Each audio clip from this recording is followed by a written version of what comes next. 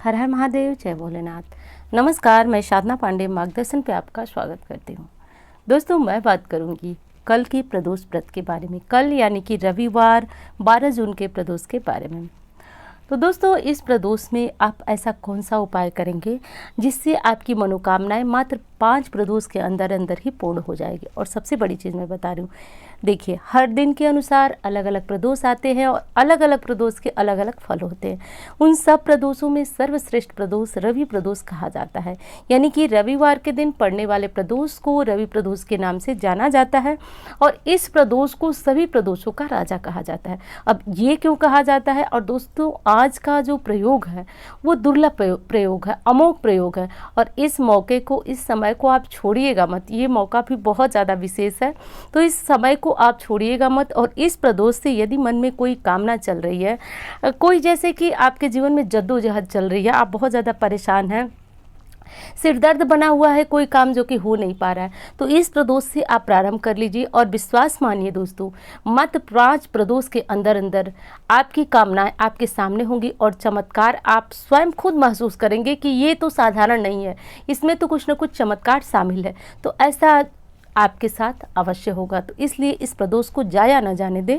और प्रदोष काल का समय क्या है जिस समय आप पूजा करेंगे, और पूजा विधि क्या है, व्रत नहीं रखते हैं तो भी आप उपाय करेंगे, तो सभी जानकारियां जो कि प्रदोष व्रत से जुड़ी हुई है वो आपको इस वीडियो में मिलेंगी। वीडियो प्रारंभ करने से पहले एक आपसे अनुरोध है कि यदि वीडियो अच्छी लगती है तो लाइक ज़रूर किया करें दोस्तों। और आप मुझे फेसबुक पे, इंस्टा पे फॉलो कर सकते हैं। डिस्क्रिप्शन में इनकी लिंक मिल जाएगी आपको। मेरा नंबर है जिस पे कोई भी ज्योतिषीय सलाह आपको लेना है, कुंडली वगैरह से जुड़ी हुई समस्याएं हैं, तो इस तरह की सलाह लेने के लिए आप इस नंबर पर कॉल कर सकते हैं। अब बात करती हूँ आपसे कि आप यदि जो है आप इस प्रदोष का व्रत रखते हैं तो आप रख सकते हैं। देखिए, कहा जाता है कि सर्व कामना पूर्ति के लिए अलग अलग दिनों की, जैसे सोमवार को प्रदोष भगवान भोलेनाथ की कृपा दिलाती है, मंगलवार को ऋण से बचाने वाली प्रदोष होती है, मंगल ग्रह को मजबूत करने वाला प्रदोष होता है, बुधवार को जो होता है वो बुध ग्रह को मजबूत, मतलब अलग अलग दिनों के अनुसार प्रदोष का अलग अलग लाभ प्राप्त होता है।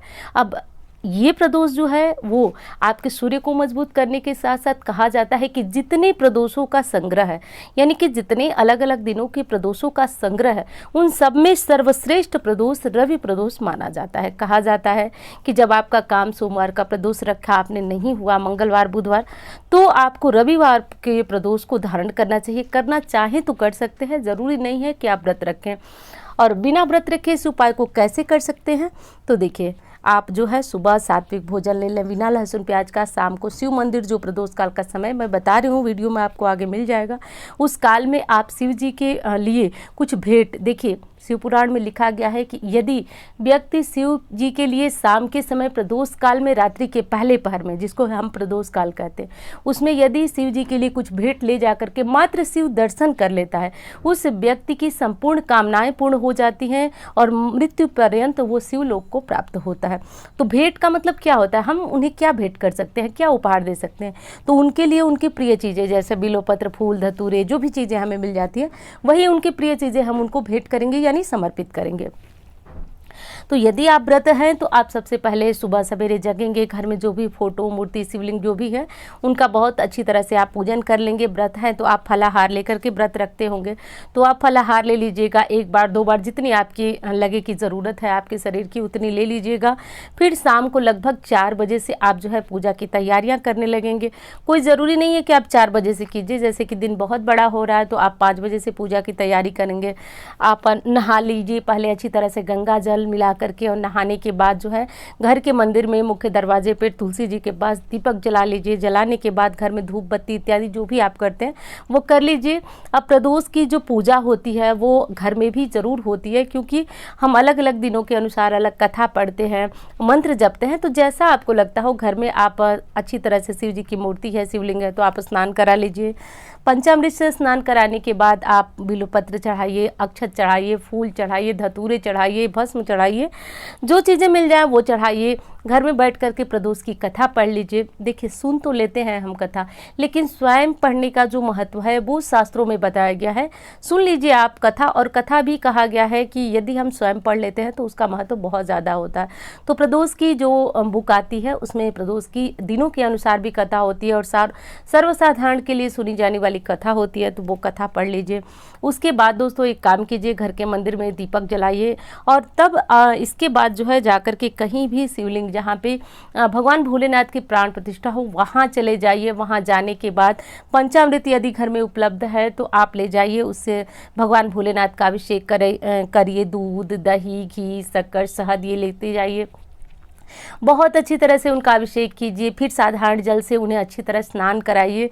स्नान कराने के बाद आप जो है मौली धागे को वस्त्र स्वरूप में चढ़ाइए। उसके बाद दोस्तों आपको करना है, यदि आप जनेऊ ले गए हैं तो वो चढ़ाइए। बहुत अच्छी तरह से भस्म ले जाइए, भस्म का लेप कीजिए, सफ़ेद चंदन का लेप कीजिए। उसके बाद जो है जनेऊ चढ़ाने के बाद भगवान भोलेनाथ को इत्र समर्पित कीजिए। उसके बाद यदि आपने बेलपत्र रखा है तो बेलपत्र समर्पित कीजिए। धतूरे का पुष्प है, फूल है, जो भी चीज़ें हैं, तो पुष्प है या फिर फल है, तो जो भी आपको मिल जाए वो समर्पित कीजिए। और सफ़ेद पुष्प अवश्य चढ़ाइए। आकड़े का पुष्प भी इन दिनों में बहुत अच्छी तरह से मिल रहा है, तो वो चढ़ा सकते हैं। इसके बाद आप भगवान भोलेनाथ के मंदिर में बैठ करके आप जो है नमः शिवाय ओम का महिलाएं जाप कर सकती हैं। ओम नमः शिवाय का पुरुष जाप कर सकते हैं। यदि किसी गंभीर समस्या, बीमारी में है, रोग में है, कष्ट में है, तो महामृत्युंजय का मंत्र दोस्तों कहा गया है कि बहुत बड़ा महामंत्र है, तो आप बैठ करके आप वहाँ 108 की संख्या में जाप करें।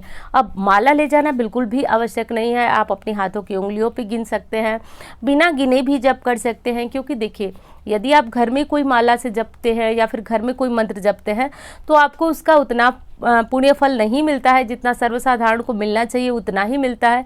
लेकिन जब यही जाप आप किसी शिव मंदिर में बैठकर, शिवालय में बैठकर करते हैं तो उसका 100 गुना अधिक फल मिलता है। तो मैं तो कहूँगी हर दिन जब आप मंदिर जाते हैं कोशिश कीजिए कि आप 108 बार जप लीजिए। नहीं जप सकते हैं, जितना जप सके उतना जप लीजिए। उसके बाद दोस्तों आप एक काम कर सकते हैं, शिव तांडव स्तोत्र का पाठ कर सकते हैं, और करते हुए या फिर करने के बाद आप अपनी मनोकामना कहें, जो आपकी मनोकामना है। अब विशेष उपाय की तरफ चलते हैं कि आपको करना क्या है।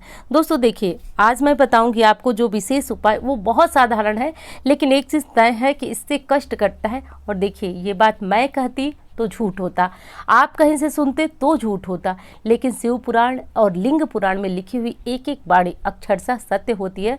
दोस्तों मैंने क्या, स्वयं आप अपने जीवन में इसे उतार करके देखिए।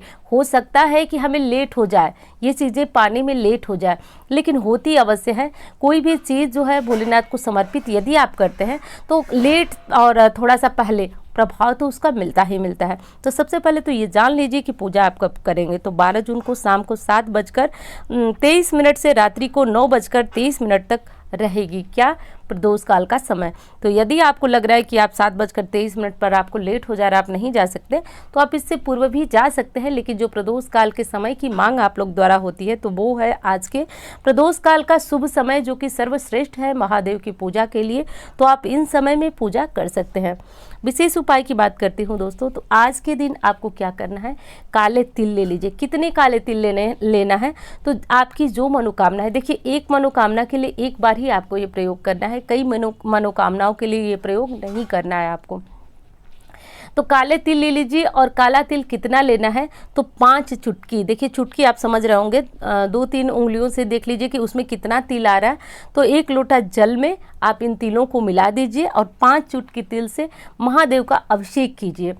ये अभिषेक आपको कब करना है, जब आप पंचामृत से अभिषेक करा लें तो करना है, और पंचामृत यदि आप नहीं रखे हैं तो आप इन्हें फिर भी उसी तरह ये अभिषेक करा लें। अब इससे क्या होगा, देखिए ये आपको करना कब है ये जान लीजिए। 5 प्रदोष का मतलब ये है कि 5 प्रदोष यानी कि रवि प्रदोष से शुरू कीजिए। जैसा कि मैं बता रही हूँ कि महाचमत्कारी ये प्रदोष होता है। देखिए सारे प्रदोष देवादिदेव महादेव के ही हैं, लेकिन ये प्रदोष इतना चमत्कारी क्यों है, क्योंकि कहा गया है कि जो सभी प्रदोषों के अंदर हमारी कामनाएं पूर्ण नहीं होती हैं, सभी प्रदोषों के अंदर हमारे मन की इच्छाएं पूर्ण नहीं होती है, वो रविवार यानी भानु प्रदोष को पूर्ण होती हैं। तो ले लीजिए 5 चिटकी तिल और उसमें जल मिला लीजिए। जल मिलाकर महादेव का हर हर गंगे या फिर हर हर भोले बोलते हुए आप इनसे अभिषेक करें। अब इससे करते हुए आपको अपने मन की बातें भी महादेव से कहनी है। कैसे कहनी है, तो चिल्लाने की आवश्यकता नहीं है, वो तो घट घट में वासी हैं तो सब कुछ सुनते हैं।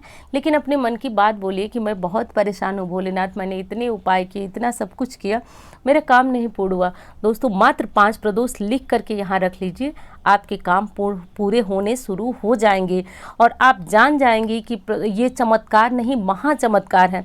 लेकिन आपको सिर्फ प्रदोष ये उपाय नहीं करना है। कोई बड़ी चीज़ पाने के लिए आपको परिश्रम भी बहुत बड़ा करना होता है।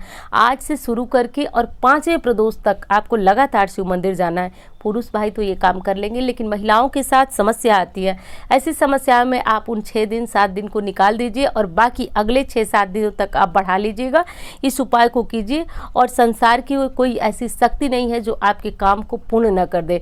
यदि किसी कारण से आप वहाँ तक नहीं पहुँचे तो आपको रास्ता दिखने लगेगा कि आपका रास्ता कैसा है, सुलभ हो जाएगा। और कोई भी सिर दर्द है तो आप इस उपाय को कर सकते हैं। सिर दर्द का मतलब मैंने शायद यहाँ पे गलत प्रयोग किया।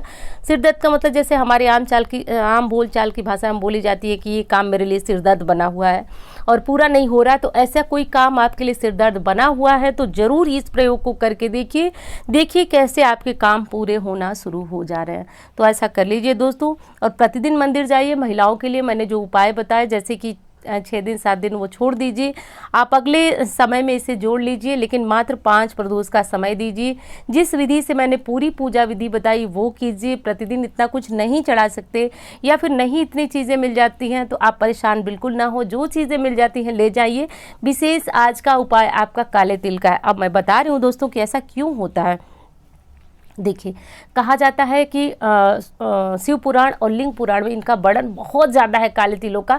ऐसा मैं नहीं कह रही हूँ, आपके पास खुद यदि शिव पुराण होगी तो पढ़ लीजिएगा। मुझे लग रहा है 300-350 की ये बुक आती है, ऑनलाइन भी मिल जाएगी, थोड़ा सा देख परख के ले लीजिएगा। आप खुद पढ़िएगा, मेरी बातों को छोड़ दीजिए, आप स्वयं पढ़िए और देखिए कि उसमें लिखा क्या है। यदि आप शिव भक्त हैं तो निश्चित आपको प्रतिदिन कुछ न कुछ शिव पुराण के पाठ पढ़ने चाहिए। देखिए उससे होता क्या है मैं बता रही हूँ आपको। पहली चीज़ तो ये होती है कि उससे आपके ज्ञान में वृद्धि होती है।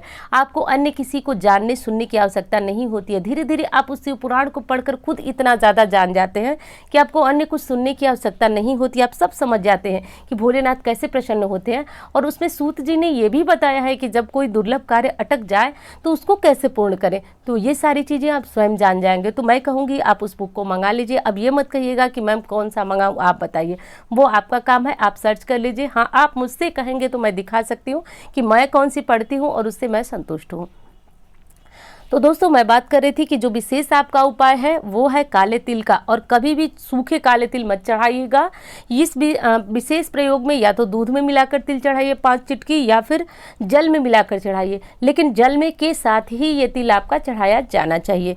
तो देखिए काले तिल का यदि इसके साथ साथ आप दान करने लगते हैं तो कैसा भी दुर्भाग्य हो दोस्तों, कैसा भी दुर्भाग्य हो, कटना प्रारंभ हो जाता है। कैसा भी बुरा समय चल रहा हो निश्चित कटना प्रारंभ हो जाता है। तो इस उपाय को कर लीजिएगा। और वीडियो कैसी लगी ये तो आप ज़रूर बताएंगे, और अच्छी लगती है तो लाइक कर दिया करें दोस्तों। लाइक आपके बहुत बड़ी प्रेरणा रखते हैं मेरे लिए। और चैनल को सब्सक्राइब कर लीजिए, क्योंकि देखते हैं कि कभी कभी मैं वीडियो बहुत समय से बना पाती हूँ, पहले नहीं दे पाती हूँ। तो उसके लिए बहुत ज़रूरी है कि आप मेरे साथ जुड़े रहिए और मार्गदर्शन परिवार का हिस्सा बनिए। हर हर महादेव, जय भोलेनाथ।